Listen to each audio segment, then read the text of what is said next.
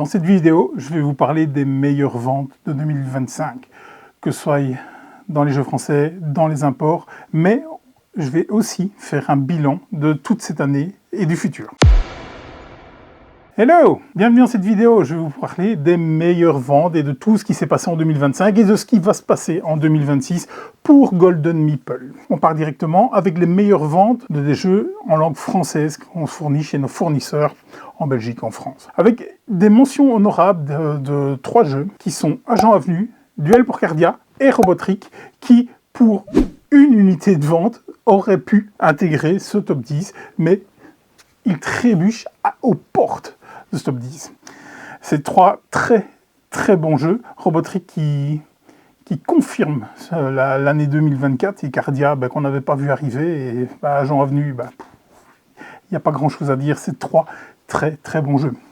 De la 10e à la 7e place, c'est le même nombre de ventes. Donc on pourrait les classer ou pas les classer, ça ne sert à rien. Donc on va commencer par Yellow House. Yellow House, jeu de défausse, qui à ma grande surprise m'a plutôt plu. Vraiment, parce que si vous suivez un peu la chaîne, vous savez que je ne suis pas en amour des jeux de défausse. Et au final, ça le fait bien, ce jeu à 2 joueurs, avec une direction artistique totalement particulière que j'aime beaucoup, et surtout un thème totalement particulier qui change un peu de tout ce qu'on peut voir d'habitude. Même position va à l'exceptionnel Moustache. Jeu de pli, c'est pas du coop, c'est de l'équipe, mais il va falloir coopérer, mais au final, il en restera qu'un. Magnifique, le jeu est superbe, vraiment. Et ça tourne comme une horloge. C'était un des coups de cœur général de notre première GemCon. Et si vous ne connaissez pas, foncez, c'est exceptionnel. King Trick Takers, localisation par Pixie Games, The Trick Takers. Jeu de pli très technique. On l'avait eu en VO, et ça se vendait à prix d'or tellement le matériel était dingue. Mais donc ils l'ont démocratisé et ramené par chez nous. Pas eu l'occasion de le tester pour celui-là. Tard ludique, on va essayer en 2026 de remédier à ça. 7e, c'est Filet aux Fiches, l'exceptionnel jeu de pli de Friedman Freeze. Il est aussi bon qu'il est moche, parce que, comme d'habitude, les jeux de Friedman Freeze, de qualité dans les graphismes. Partie mémorable qu'on a eue avec Laurent, qui a commencé à soupirer dès la première carte pour finir en disant « c'est génial !» Mais allez-y, c'est tellement bien Filet aux Fiches. 6e position, ça on l'avait vu venir, vraiment, et c'était un coup de cœur de Vichy il y a 2 ans. Maintenant, c'est Zénith. Jeu à 2 ou 4 joueurs de tir à la corde. Je lui préfère la version 4 joueurs à la version 2 joueurs, même si la version 2 joueurs est très bien. Et quand je le recommande au magasin, je lui dis qu'à 2, c'est très bien, à 4, c'est exceptionnel. Donc Zénith, c'est topissime. Petite extension qui vient d'arriver, excellent. Excellent, vraiment excellent. 5e position, c'est 7 Yokai. C'est Yokai Septé, la version francophone Yokai Septé. Quelque chose me dit qu'on en reparlera dans le top des imports. C'est excellent. Encore un jeu de pli, c'est notre spécialité. Le public a répondu en masse pour cette Yokai. C'est excellent. Si vous ne le connaissez pas, foncez. Numéro 4, ça c'est clairement pas un jeu pour moi. Et franchement, je ne veux absolument pas le jouer, tellement je ne suis pas la cible de jeu. C'est Arx. La critique, j'allais dire, est unanime, mais on a quand même vu certaines personnes qui n'ont pas aimé du tout Arx. Mais ça reste quand même très positif au niveau des avis. C'est Call Werley, gros jeu avec une mécanique de jeu de pli. Est-ce que c'est la mécanique principale? Il y a aussi pas mal d'affrontements avec une partie qu'on a fait ici, enfin que Laurent et Alex et Jean-Cravate, que je te dis, a fait avec quelque chose de phénoménal, où il y en a un qui est parti pour jouer sa voiture, il est revenu, il était quasiment plus sur le plateau. Et bien ça, c'est franchement, rien que ça donne envie. Pas pour moi, vraiment pas. Numéro 3, on le salue tellement il est sympathique, c'est Florian de Fantasy, avec Kikai, qui nous a permis d'ouvrir des précommandes très tôt sur Kikai. Alors, Kikai, il y a un bûcher au laurier de bricolage Heads où j'ai détesté ma partie, mais vraiment détesté, mais tout simplement parce que je ne suis pas la cible du jeu, parce que le jeu est très bon. Un gameplay qui tourne vraiment super bien aux petits oignons. Et donc, Kikai est numéro 3, et c'est franchement mérité. Alors, un énorme effort de Fantasy sur le prix de vente de Kikai, et respect à lui. Mais beau travail, et très content qu'il soit là, en 3e position. Numéro 2, on l'a vu venir, clairement. Je savais que ça allait fonctionner, mais pas à ce point-là. Donc, parce que moi, je suis un des rares à être un peu, en l'ayant joué, en disant oui, c'est bien, mais à pas être emballé plus que ça. C'est Toy Battle. Jeu à 2, de Paolo Mori. C'est une masterclass d'épure. Vraiment, c'est quelque chose tout le monde peut jouer à Toy Battle. C'est redoutable d'efficacité. Et à mon avis, on va voir des extensions arriver, des extensions de terrain, des extensions de nouveaux personnages et tout. Donc, bien joué Toy Battle, vraiment. Donc je savais que ça allait fonctionner. Ça, j'avais aucun doute là-dessus. Je pensais pas comme ça. Et donc succès mérité largement pour lui. Et donc félicitations. La meilleure vente de cette année-ci, en 2025, on avait aussi tourné une vidéo dédiée à ce jeu parce qu'on avait reçu un proto d'Hiroken. Et donc on remercie pour la confiance qu'il nous avait portée en nous envoyant le proto et pour la vidéo qu'on avait fait. C'est excellent. J'ai adoré la partie que j'ai faite. C'est un coopératif. C'est Eternal Dex. Le jeu est magnifique, vraiment, le matériel est dingue, mais en plus, il a été ramené par chez nous, par Pixie Games, qui a fait un travail mais vraiment remarquable sur l'édition, sur le prix de l'édition. Vraiment, là, l'effort est colossal, et donc, franchement, bien joué, les gars. Donc, Eternal Dex, c'est vraiment... ouais, il n'y a rien à dire, c'est top. J'en ai pas, moi, d'Eternal Dex. Ça a tellement... C'est tellement bien parti que j'ai dû me séparer de ma copie. Et j'ai qu'une hâte, c'est d'y rejouer quand il revient en février. Donc Eternal Dex, chapeau à lui. On va du côté des imports maintenant. Donc tout ce qui s'est vendu de façon internationale, tout ce qu'on a importé. Donc vous savez, Golden Meeple axe très très fort sa stratégie là-dessus. On va chercher des jeux au Japon, au Brésil, aux États-Unis, un peu partout dans le monde pour vous permettre de découvrir ces pépites bien à l'avance parce qu'on fait un énorme travail là-dessus.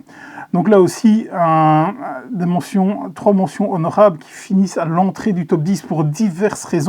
On a Odyssey The Prophecy qui est un excellent jeu de pli, mais en fait il a été victime de sa rupture parce qu'il est resté en rupture très longtemps. Je pense qu'il va revenir, qu'on est dessus. Donc s'il avait été là en quantité suffisante, à mon avis on l'aurait retrouvé mais très haut dans le classement. La même chose pour Tricarus, un jeu de pli qui vient tout juste de revenir tout fin décembre. Et donc là maintenant il est à nouveau en stock et énorme rupture qu'il a subie. Et donc s'il n'avait pas eu de rupture, je pense qu'on l'aurait vu bien plus haut dans le classement. Et il bute vraiment à la porte de ce top 10, c'est parce que lui, il vient tout juste d'arriver. C'est Chasing Shadows. Chasing Shadows, de par l'avis de beaucoup de joueurs dans notre Discord, c'est le jeu de pli de 2025, mais arrivé trop tard pour bousculer tous ceux qui sont devant lui. En 10e position, c'est Tricky Time Crisis. Jeu qui devrait arriver en français en 2026 chez Musoka, qu'on salue tout particulièrement, mais Tricky Time Crisis, c'est vraiment bien. Et donc pourquoi est-ce qu'il est 10e ? Ben là, il y a eu un acte manqué de notre part, c'est qu'il est revenu en stock il y a déjà plusieurs semaines, et on a tout simplement oublié d'encoder la quantité. Donc il était toujours en rupture de stock. C'est au final fin décembre qu'on se dit c'est quand même bizarre qu'on vend plus de Tricky Time Crisis. En même temps, si la quantité est à 0, c'est un peu compliqué. Donc, à mon avis, l'année prochaine, vous le retrouverez bien plus haut dans le classement parce que c'est un très bon jeu. Gros coup de cœur pour la 9e position, c'est Trinket Trove. Trinket Trove, c'est pas un jeu de pli, c'est plus un jeu de collection. C'est malin, c'est beau et c'est exceptionnel, vraiment. Et là aussi, on a eu une rupture quand même conséquente de plusieurs semaines, parce que sinon, je pense qu'il aurait été dans le top 3 largement, tellement il est bien. Et donc, s'il y a bien un jeu à localiser dans toute cette liste, c'est Trinket Trove, parce que c'est super bien. 8e position, c'est Quashars. C'est du maître Shinizawa, que j'ai pas encore joué. Romain, viens, il faut qu'on joue. Il faut jouer à Quashars, vraiment. Donc, Shinizawa est certainement mon auteur de jeux de pli préféré. Et pas étonnant, quand on en a, ça se vend comme des petits pains, ne fût-ce que sur le nom. Les échos sont très bons. 7e position, c'est Mieux de Mort.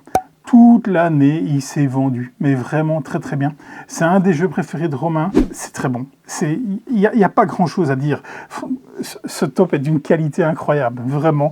Et donc, vous avez vraiment bon goût à nous acheter ces titres. Donc, Mieux de Mort, si vous ne l'avez pas foncé, il est encore de stock et je pense qu'il va le rester pour très longtemps. Ça va être un long seller sur Golden Meeple. 6e position, c'est Five. Encore un peu, on était raccord. Donc là aussi, c'est redoutable d'efficacité. Ça marche super bien. Vraiment, ce twist, on peut jouer les cartes pour son recto, pour son verso. Si vous ne connaissez pas, allez-y. L'édition est un peu débile en termes de taille de boîte, hein. Elle est là.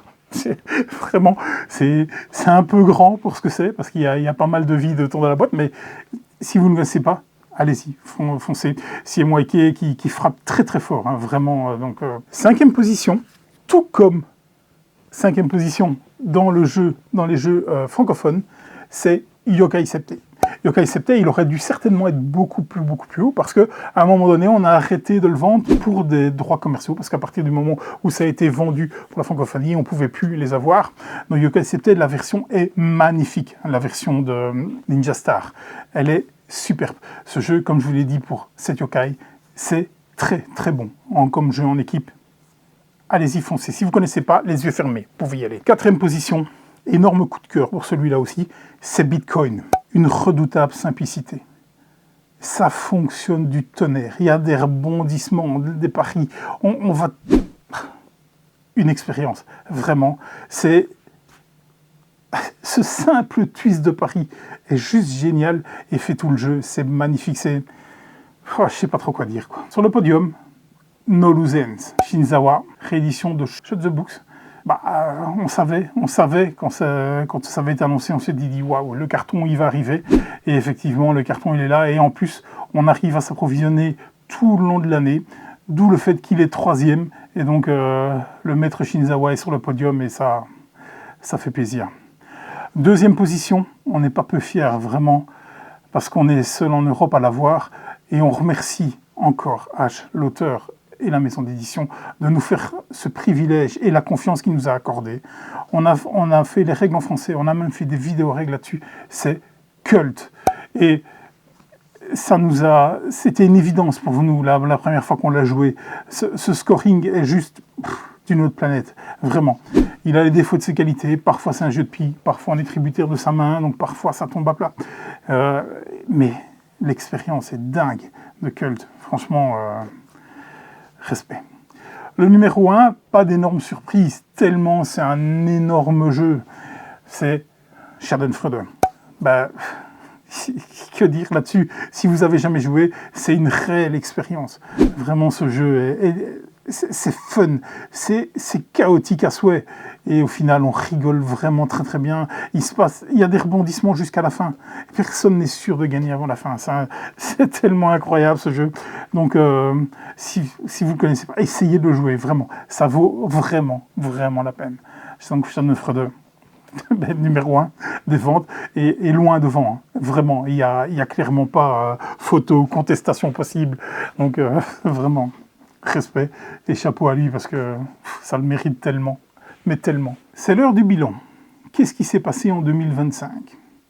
Eh bien, Golden Meeple a continué de progresser. Et ça, on n'en est pas peu fiers vu la conjoncture actuelle.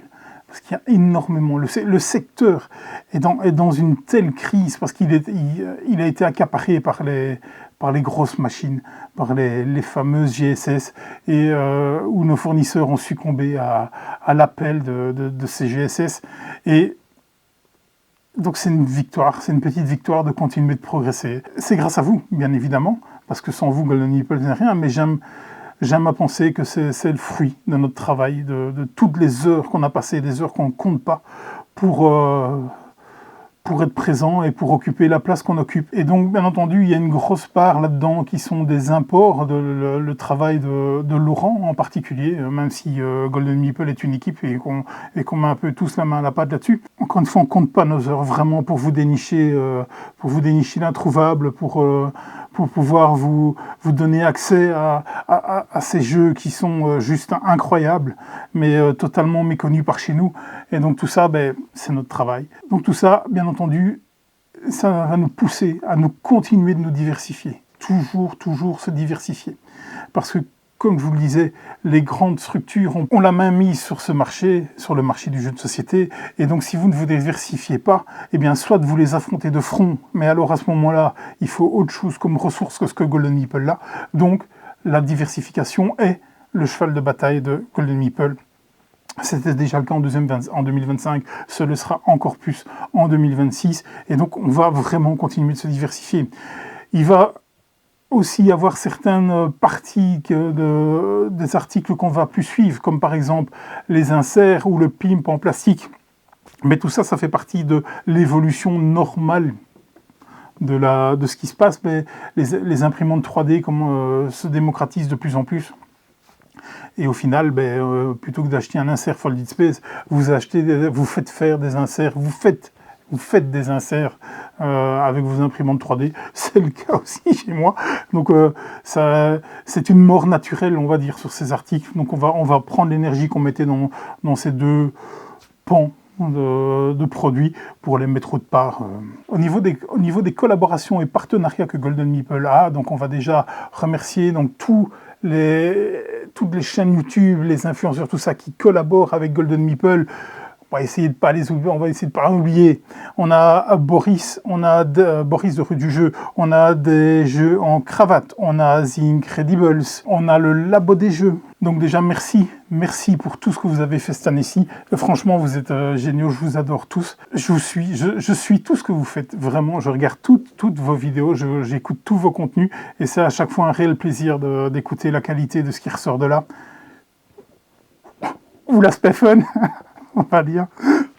Alors, au niveau d'une collaboration qui s'est arrêtée, il y a eu Meeple on Fire qui s'est arrêtée cette année-ci, mais ça a été remplacé par 2, voire 3 collaborations, où on essaye d'aller vers d'autres scopes de ce qui se fait autre part que sur YouTube, par exemple. Donc, on a une collaboration pour des podcasts avec Super Podcast et avec L'Heure Ludique, qui est tenu de main de maître par Olivier Géopard et dont je remercie pour la collaboration et je salue le travail investi et de qualité qu'il fait. Donc c'est au niveau d'un podcast que vous retrouvez ça. Et aussi du côté d'Instagram, où on a dans la boîte studio, où on commence à collaborer avec Billy, la photographe de jeux de société. Donc si vous ne connaissez pas, allez voir son travail. Bien, les photos sont d'une extrême qualité. Elle donne toujours une énorme mise en scène au jeu. Le travail est génial et donc c'est une fidèle du magasin. Donc je suis très très content de cette collaboration. Et donc je vous remercie pour la confiance que vous placez en Golden Meeple et pour ce qu'on va faire en 2026 et plus tard évidemment, quoi. Au niveau de l'engagement, donc 2025 a vu des confirmations en termes de personnel. Donc Laurent et Jessie ont intégré de façon définitive Golden Meeple. Donc ils avaient des contrats à durée déterminée. Donc ils ont tous les deux des contrats indéterminés. Et donc je remercie encore tous les deux pour le travail qu'ils font parce qu'ils ne comptent pas leurs heures non plus.